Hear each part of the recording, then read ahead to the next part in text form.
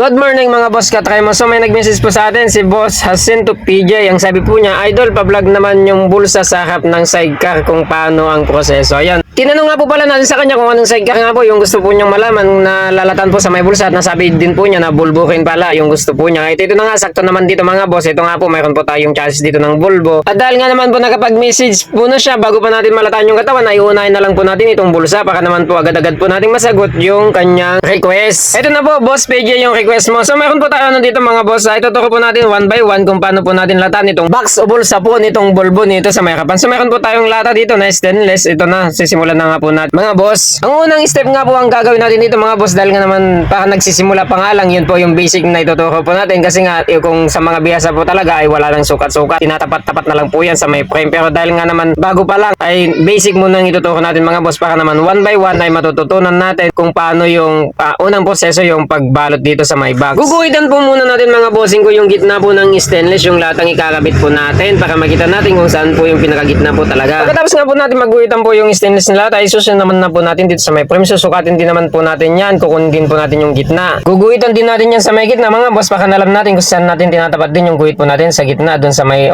latang ginuhitan po natin yung gitna niya. At pagkatapos naman natin magguhitan mga bossing ko yung gitna po mga boss, at saka sa kabila naman ay kukunin naman na po natin mga boss yung dulo to dulo nung itong tubong dalawa po mga boss. Ito, makikita nyo dito, sinusukat po natin kung gaano kahaba po mga boss. So gitna-gitna po talagang kinukuha po natin dyan para naman po walang susobra sa gilid-gilid. Guguhitan lang naman po natin yan mga bossing ko. Dapat na kitang-kita po yung mga guhit po natin dyan mga boss, para naman po hindi po tayo malito. At saka po yung guhit po natin ay hindi po dapat siya nadudubli-dubli. Katulad po nito, makikita nyo ay medyo malabo po yata mga bossing ko. Ayan, makikita nyo po dito. Ayan, dito naman po sa may gilid, ang may babawas naman po natin sa may tubo, yung paikot po niya naman ay nasa 2 and 1/4 inch po mga boss. Yun po yung ginagamit po natin mga sukat po. Yan naman po yung itatabas po natin mula sa guhit natin, pagilid naman po siya. Medyo fast forward na lang natin mga boss para naman po hindi po mahaba yung video po natin. Makikita nyo naman po dyan kung paano natin po siya ginuguhitan. Ayan, makikita nyo po dyan. At pagkatapos po natin magguhitan mga boss, ito na po siya, ginunting na rin po natin at naitupin na rin po natin yung pinakagitna. Ayan, makikita nyo naman po dito, may imagine nyo na rin kung gumagawa rin po kayo ng sidecar. Ayan mga boss, naitupin na rin po natin dyan mga boss. Bali sa may gitna nga po pala, nagbawas po tayo dyan para naman po hindi sobra-sobra dun po sa may tubo, sa may na ipaglalagyan po natin dyan mga boss. Ayan, tinupin natin dyan mga boss para naman po yung kapit po ng welding natin ay matibay. Pero kung magaling naman po kayong mag-welding mga boss, ay pwede rin hindi na rin tinutupi. Tayo po kasi nag-ano po tayo mga bossing ko na dapat mas matibay po yung mga ginagawa po natin, kaya naman tinutupi po natin yung mga duluan na yun.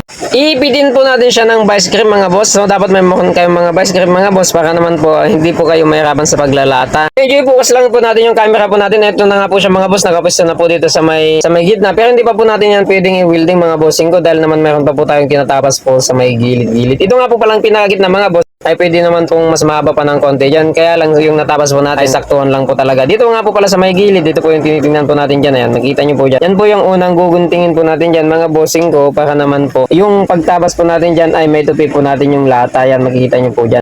Kung ano po yung ginawa po natin dun sa kabila din naman po, pakas lang naman din po sila ng proseso. Yun po yung ginunting po natin mga boss. Ito, makikita nyo po dyan, nagunting na nga po natin yung lata, yung tinuturo po natin dyan. Ayan, kabilaan din po yan mga bossing ko. Ang isusunod naman po natin gawin po dyan mga boss ay ito na ang pinakagitna. So, hindi pa po tayo totally magugunting-gunting ng diretso dyan mga boss dahil na mayroon po tayong sinusunod talagang proseso dyan para naman step by step ay hindi po tayo mahirapan. Bali, ang susunod natin dyan mga boss ay yung pinakagitna po mismo. Yan po yung dapat po nating maguhitan. Kung makikita nyo po dyan, hindi po pwedeng itupin na natin sa may gilid-gilid agad kasi mahirapan po tayo maggunting pagkatapos po natin siya maguhitan. At pagkatapos po natin magguhitan mga bossing ko, ang kinukuha nga po pala natin clearance dyan mga bossing ko ay nasa 3/8 inch lang po yung haba po ng clearance mula sa guhit para naman po hindi masyadong mahaba pag tinupin na po natin. Saka po natin siya ibabalik pagkatapos magunting ay saka naman po natin siya isusunod tong dalawang sidings naman dito naman po dun sa paggugunting po din natin mga bossing ko. Makikita nyo naman po dyan mga boss ko paano natin siya ginuguhitan. Ayan, sa ilalim, sa ibabaw, yan, ganyan lang naman po mga boss. Yung proseso po ng paggunting po natin ay ganun pa rin naman. Yung mga clearance po niya ay nakadepende rin po kasi sa mga frame na pagbabalutan natin mga boss. Lalo't iba-iba po kasi yung taba na ginagamit po dito sa may dalawang nakatupid dito sa may gilid, dito sa may papunta sa may box na tsaka sa may tubo. Sa parte nga po pala ito mga boss ay naispat na nga po natin yung lata. Bali, ang gagawin na po natin ng susunod dito mga boss ay tutupin na po natin. So maunang tutupin po natin dito mga boss ay yung mga gilid-gilid para naman po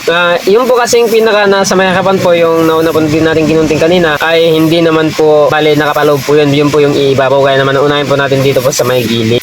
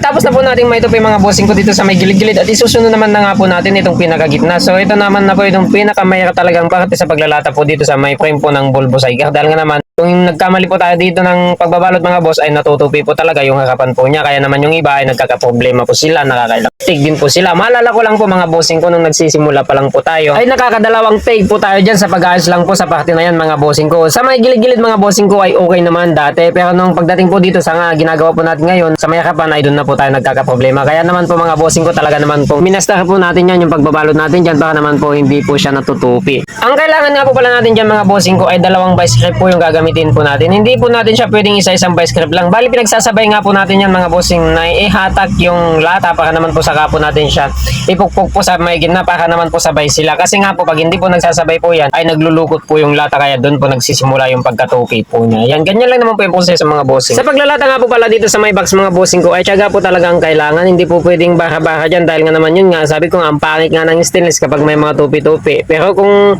yung iba naman po kasi ay okay lang po din po sa kanila. Kaya naman tayo naman ay ayaw po natin yung may mga tupi-tuping mga stainless na ginagawa po natin. Kasi nga naman nagmumukhang second hand na po siya mga boss kapag may mga tupi-tupi na po yung mga ginagawa po natin. Kaya naman dapat syempre pag stainless dapat makinis po yung pagkakalata dyan. Bali ang pinakamahirap lang naman na parte dyan mga boss ay ito naman po yung pinakagitna. Pagkatapos naman na po natin na ilata itong pinakagitna ay hayahay na po yan mga boss. Gilid-gilid na lang po mga boss. Bali pitik-pitik na lang po yan dito sa may gilid-gilid kaya hindi na po kayo magkakaproblema pagdating po dyan. Bali alalayan lang naman po pero hindi naman na po ganun kasailan unless nakatulad po dun sa may gitna kanina. Medyo i-fast forward na lang po ulit natin mga boss dahil patapos naman na po tayo sa gilid-gilid na lang magiging problema po niya dyan. Tingnan nyo na lang po kung paano natin siya tinupi. Ayan, makita nyo po dyan mga bossing ko. So sa parte nito mga boss ay natapos na po natin yung gitna. Nakita nyo naman napakakinis pa yung pagkakagawa po natin dyan. So magiging problema na lang po natin dyan mga boss ay ito naman sa may gilid. Dito naman po sa may gilid mga bossing ko ay napaka basic na lang po yan. Bali guguhitan na lang po natin yan. Saka po natin siya guguntingin mga bossing ko. Bali ang paggugunting nga po pala natin dyan mga boss ay dapat sharp po yung gunting po natin. Kasi nga naman ang pangit kapag yung gunting po natin ay mapuhol. Pero bago po natin siya itupi mga bossing ko ay kailangan muna natin linisin na kasi pag tinupi na po natin yan ay may harapan na po tayo maglinis talaga dyan. Sa pagtutupi nga po pala mga boss ay gagamit na lang po tayo dyan ng flat bar o kaya ay angle bar para naman po pag tinupi po natin siya ay flat na flat po dun sa may angle bar din dun sa frame yung lata pag tinupi po natin at maganda po yung lapat po niya. Medyo mahaba na nga po pala itong video natin mga boss baka naman nainip na po kayo manood. So ito nga po pala medyo titigil na lang po natin dito. So nagpapasalamat nga po pala tayo kay Boss PJ. Sana po boss ay nagkakan ka po ng idea dito po sa upload po natin. Pero ito tutuloy pa rin po natin itong video na ito mga boss hanggang sa matapos po natin itong buong box.